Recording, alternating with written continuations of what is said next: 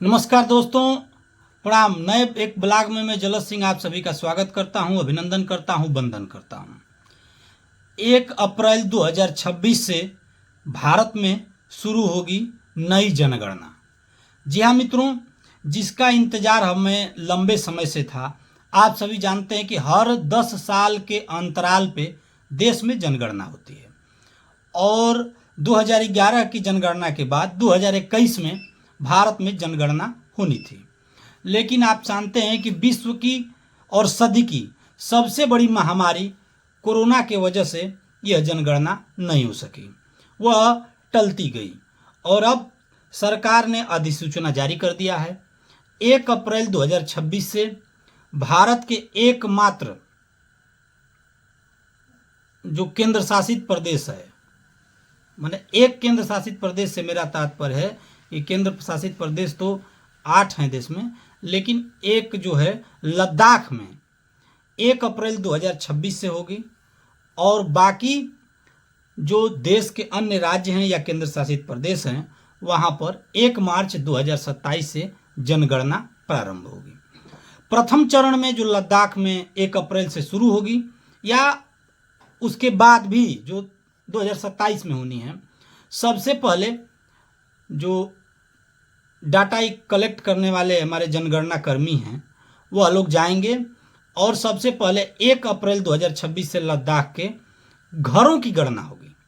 सबसे पहले घरों की गणना होगी। इसी तरह आम जब पूरे देश में 27 में होगा तो सबसे पहले घरों की गणना होगी, उसके बाद आम लोगों की गणना होगी और साथ ही जाति जनगणना भी होगी और इसी के साथ एनपीआर नेशनल पॉपुलेशन रजिस्टर जो है उसके भी आंकड़े को दुरुस्त किया जाएगा। इसका शासनादेश भारत सरकार ने जारी कर दिया है। और दूसरी बात, इसमें 13,000 करोड़ रुपए खर्च होंगे। एक लंबी चलेगी, लगभग 1-1.5 साल के करीब चलेगी, क्योंकि इस बार की जो जनगणना होनी है वो ऐप के माध्यम से होनी है और स्वतः भी आप जनगणना में अपनी भागीदारी शामिल कर सकते हैं। इसके लिए भी व्यवस्था होगी। जैसे आपने पिछले दिनों अभी देखा होगा कि जब ग्रामीण आवास की जो सर्वे हो रहा था तो सेल्फ सर्वे के लिए भी एक व्यवस्था दी गई थी कि आप सेल्फ अपने भी, जैसे आपके पास यदि एक अधिकारी नहीं जा पाते तो आप स्वतः भी अपना डाटा भर सकते हैं, बाद में उसकी जांच हो जाएगी। तो उसी तरह से जो जनगणना है इसमें आप सेल्फ से भी अपना डाटा भर सकते हैं। डाटा कई प्रकार के होंगे। सबसे पहले घरों की गणना होगी, उसके बाद व्यक्तियों की गणना होगी, उनकी जाति की गणना होगी और उसके साथ साथ जो एनपीआर है नेशनल जो पॉपुलेशन रजिस्टर है उसको भी दुरुस्त किया जाएगा।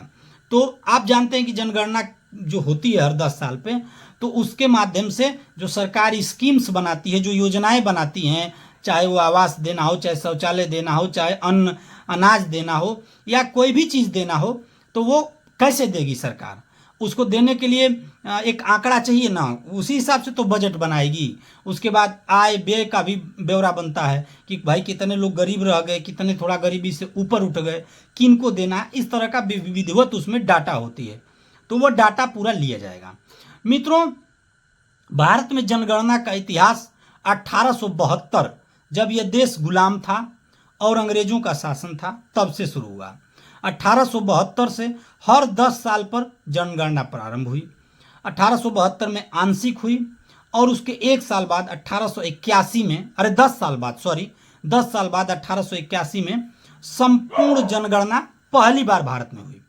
उसके बाद हर 10 साल के अंतराल पर होती रही और भारत की जो आज़ादी के बाद जो पहली जनगणना, माने 7 जनगणना तो आज़ादी के पहले जब भारत अंग्रेजों का गुलाम रहा तब हुई और पहली जनगणना 1951 में प्रारंभ हुई और 1951 के बाद हर 10 साल के अंतराल पर 1951, 1961, 1971, 1981, 1991, 2001, 2011 7 जनगणना इस देश में आज़ादी के बाद हो चुकी है। यह 8वीं जनगणना होने जा रही है।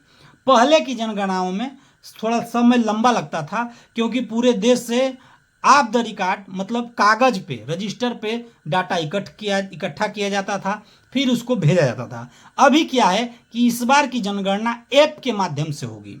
तो डायरेक्ट जो है सारा डाटा नेट पर जाते रहेगा, तो इस बार कलेक्शन में और उसको घोषित करने में जल्दी हो जाएगा। तो यदि ये जानकारी अच्छी लगी हो और आप सभी के काम की हो तो निश्चित तौर पर आशीर्वाद बनाए रखिए, एक प्यारा सा लाइक कर दीजिए, कमेंट कर दीजिए और इसको शेयर कर दीजिए। और यदि आप YouTube पे हैं तो सब्सक्राइब कर लीजिए और फेसबुक पे हैं तो फॉलो करना ना भूलें। तब तक के लिए आप सभी से नमस्कार, मिलते हैं एक नए वीडियो में।